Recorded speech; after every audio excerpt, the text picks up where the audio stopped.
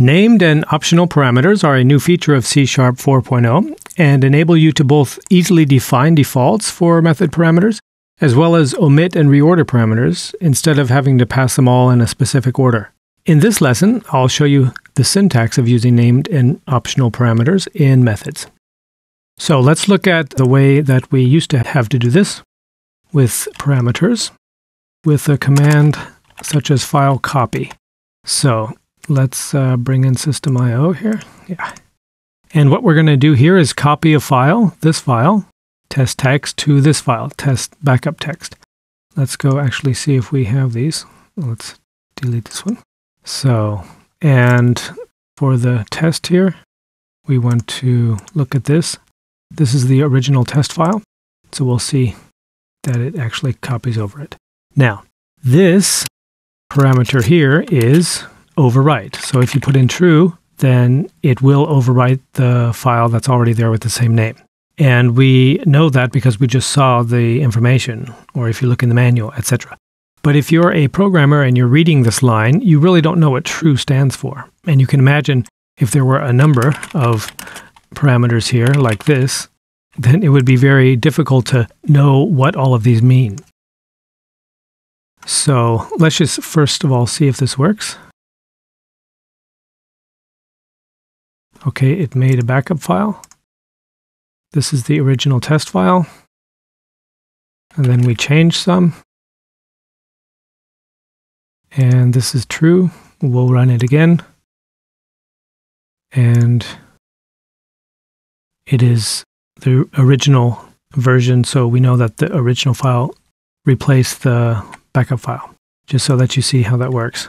But now with named parameters, what you can do in C# 4.0 is actually type the name of the parameter, hence the name, named parameters. And so you can have code like this, it still works. And programmers who read your code can see what that means. Very nice, actually. So let's see how we can do this with our own methods. Let's say we have a method called log file with a lot of parameters. And it might look like this. Private static void log file. And then what are we going to send it?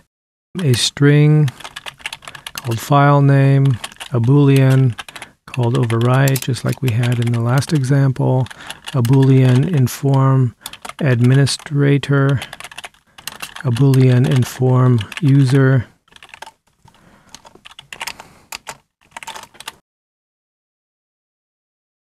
and so note that you can still use the unclear way of defining these. So you could say text and then true, false, true, for instance. But that's not very clear to the people who have to read your code. So what you can do is say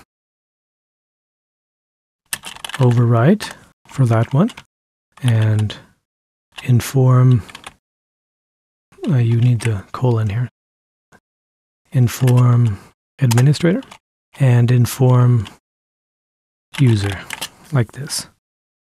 So you have to remember to put in these colons. There we go. And now you see that that's much clearer to people who read your code.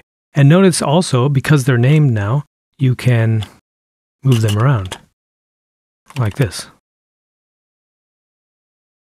And each parameter knows to which parameter here it belongs because it is named. Very nice. So that is the named parameter part. And the optional parameter part comes with the fact that you can define defaults here. For instance, overwrite, the default is false. And so now we don't need to even include that. If we didn't include inform user, then we would get an error. Unless we say, if they don't include inform user, then make it true. And then it's okay. And it's the same way here. True. You don't need to inform. You don't need to include that one either. This was a feature that I enjoyed in PHP, which is now finally in C#, which is nice. So in this lesson, we covered named and optional parameters, which I wouldn't say is a major change in the C# language, but a very welcomed change, which will enable us to keep our code much more explicit and easier to read.